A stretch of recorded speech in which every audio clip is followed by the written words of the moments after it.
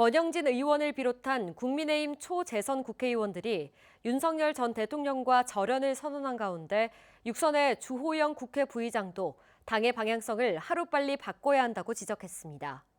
아스팔트 보수 세력에 기대어온 장동혁 대표를 에둘러 비판한 건데요. 지방선거를 앞두고 체질 변화의 신호탄인지 당 분열의 조짐인지 관심이 쏠리고 있습니다. 보도에 권윤수 기자입니다.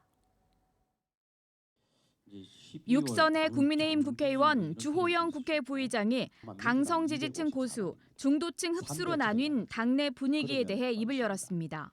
주 부의장은 오늘 대구에서 열린 아시아 포럼 20일 정책 토론회에서 강성 보수에 기대는 장동혁 대표 행보에 불만을 나타내며 당의 방향성을 바꿔야 한다고 지적했습니다. 장 대표 행보에 대해 추경호 의원의 영장 실질 심사를 앞두고 계엄에 대한 사과가 불리하다고 판단했을 것이라면서도 내년 선거 대비를 위해 민심을 따라야 한다고 주장했습니다.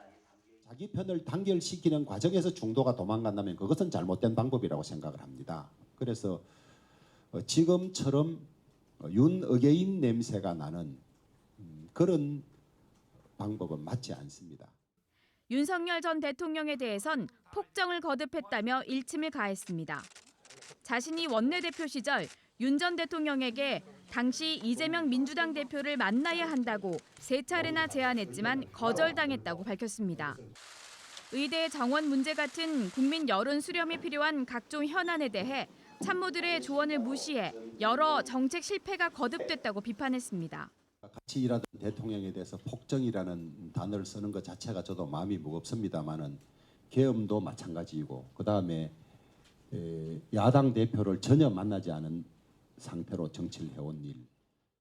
더 이상 윤 어게인을 앞세워선 안 된다는 얘긴데 앞서 초재선이 중심이 된 국민의힘 의원 25명은 비상계엄 1년을 맞아 윤 전 대통령과 절연을 선언하기도 했습니다.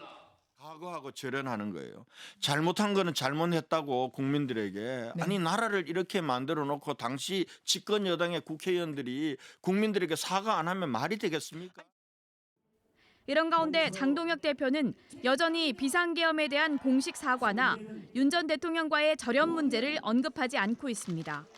다만 장 대표는 이번 주 당내 중진 의원들을 개별적으로 만나 의견을 듣기로 한 것으로 알려졌습니다.